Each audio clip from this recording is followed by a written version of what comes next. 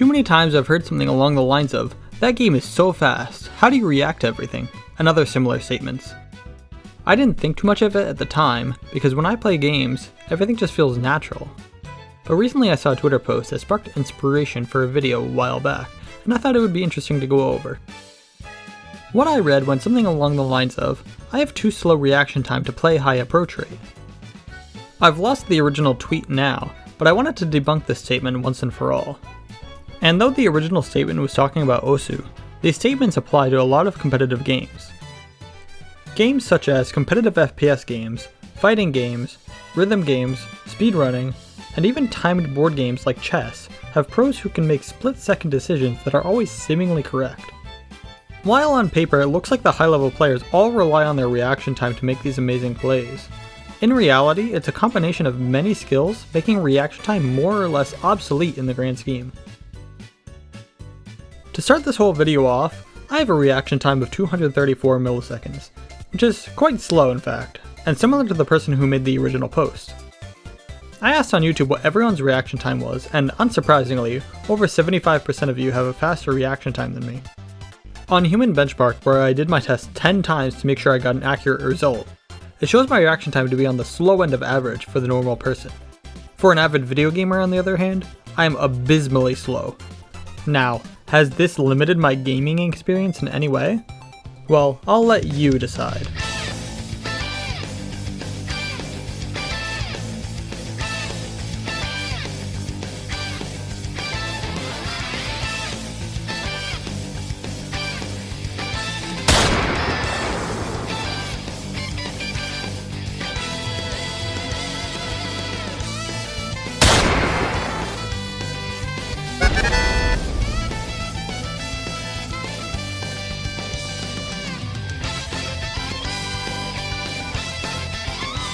As you can see, in those clips I can react very quickly to everything.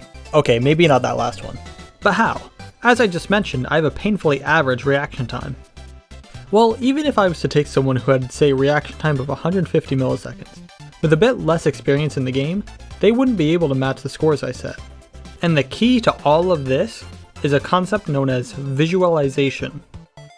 Now, visualization can be renamed into other terms such as reading or game sense, but for now, let's stick with this. Visualization ability applies to many games, such as the types mentioned before, and is made up of multiple skills such as muscle memory, prediction, and in a small part, rhythm sense. Altogether, it's the ability to set up for actions ahead of time, completely negating the need for reaction time altogether. We'll get into how to build these skills later, but first let's dive into why these skills work.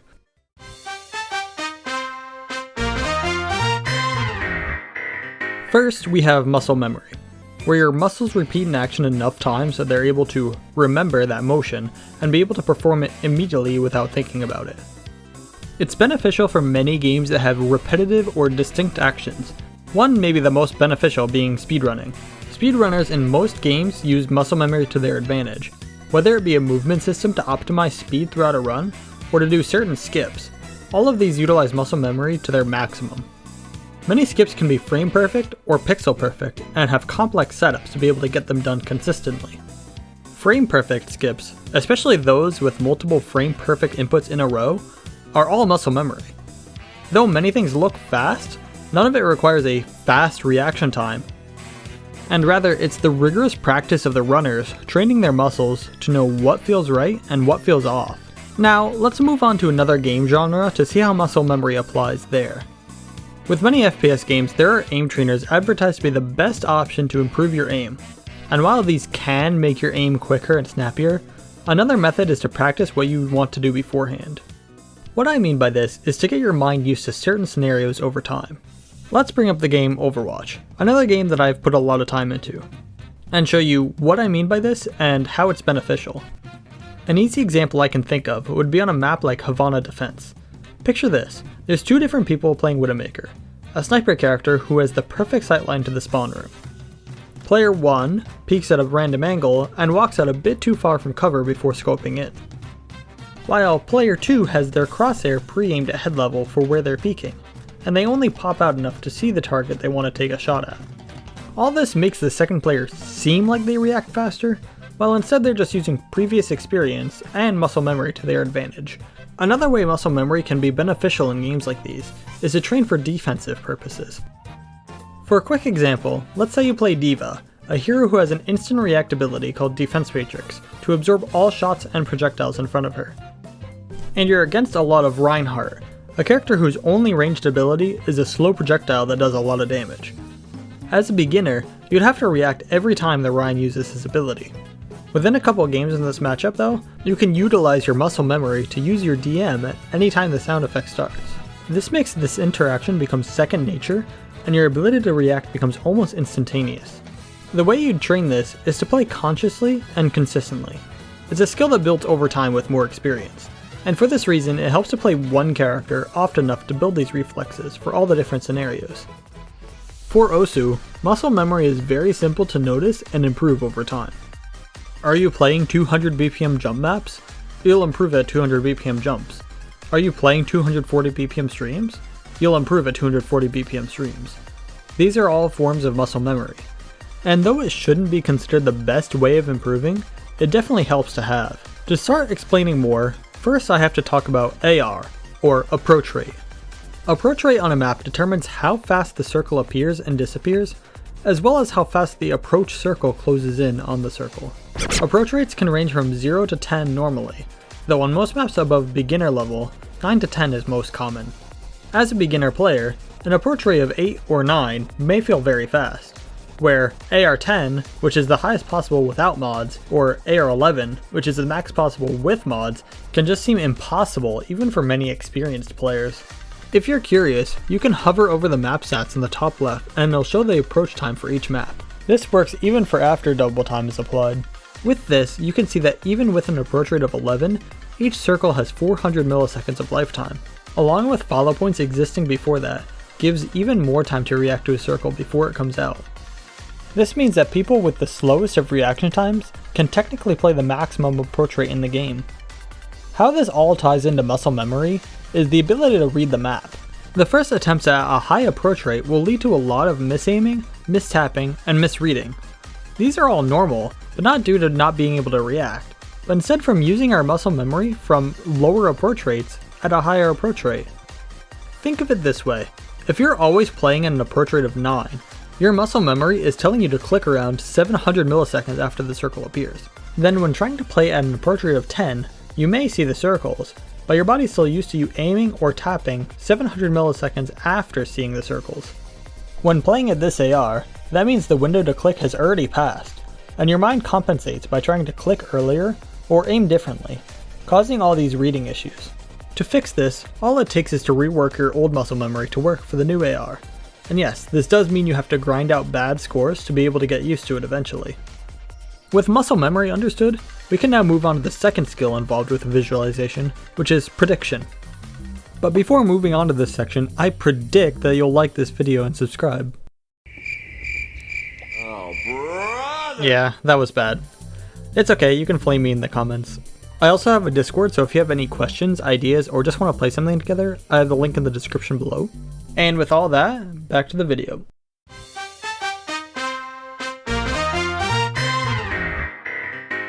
Predictions are where you can imagine a scenario happening and can play around that scenario, reacting quicker to whatever you feel will happen. Through a combination of game knowledge and experience of many different situations, the more professional players can piece together everything to make a possible future in their mind and making their reaction time essentially zero.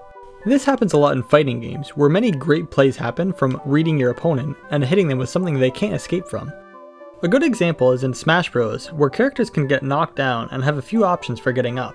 Based on the scenario and the player they're playing against, some pros can predict and read the other player, punishing them accordingly. As a new player, it may seem like a pro is running circles around you, and is in your mind with how they're reacting to your moves before you use them. However, it's unfortunately a difference in skill. Being able to see into the future isn't just a made-up fantasy ability, but is instead a necessary skill for the top levels of many competitive games, and it is present at all levels of gameplay. Predictions in games have been happening for centuries, even before modern gaming existed.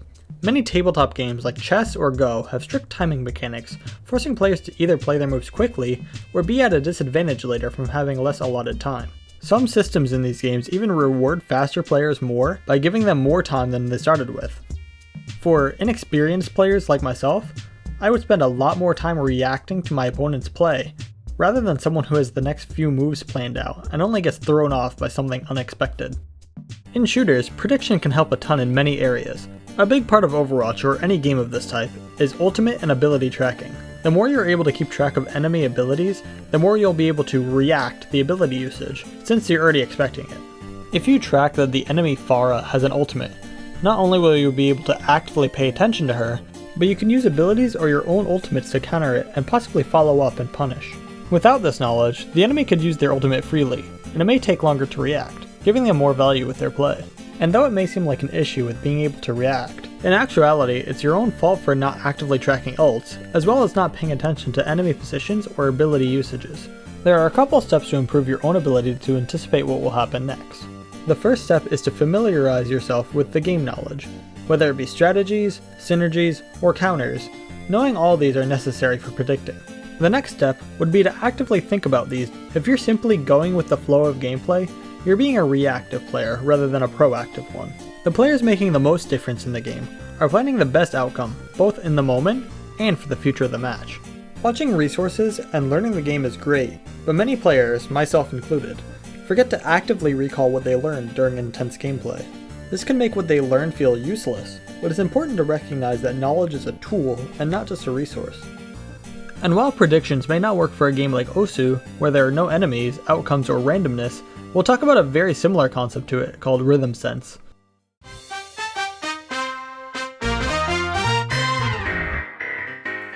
Rhythm sense is the final part of visualization, and while it may not seem like it, rhythm plays into our skills more than you may think, as our minds naturally want to follow a rhythm, especially if there's a beat present in the background of whatever we're doing.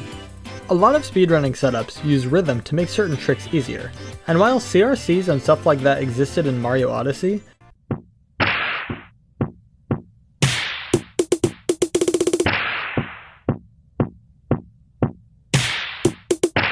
I think the best showcase of rhythm in speedrunning would be blindfolded speedruns. In Super Mario 64 Blindfolded, runners would use beat counting to the background music of the game to time their Bowser throws quickly and accurately without even being able to see the game. But don't let me explain it all. Here's Bubsia explaining exactly what he does in his blindfolded speedruns. Link in the description below. If I, for example, say hold up for 2 beats, then I don't hold up like 2 seconds because that's super vague. You don't know how much is 2 seconds, like 1, 2, or is it like 1, 2? Like seconds, you can count them pretty precisely, but they are never super precise. But if you count the background music, it is always 99% consistent. So 1, 2, 1, 2, tick, tick, 1, 2, tick, tick, 1, 2, tick, tick. You know? You can count, for example, 2 beats right, 2 beats neutral, 2 beats left, 2 beats neutral. This is how I navigate basically through the entire game in like all of my speedrun. While visual cues may help, people can actually hit precise timing windows just based on sound alone, using rhythm sense. Rhythm games are obviously the best games to showcase how rhythm sense plays into reaction time. The best example would be in games like A Dance of Fire and Ice or Geometry Dash. Don't kill me for calling this a rhythm game. Where there are these sections where you have to rapidly tap inputs, sometimes nearly frame perfectly, all in a row. Without any kind of rhythm, these sections would basically be inhuman. Since they're matched to a beat, however, they can not only be humanly possible, but replicable with practice. To people spectating, it all looks very fast and complicated.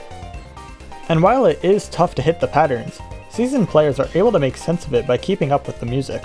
This same concept applies to my first example, and also the original tweet that inspired this video.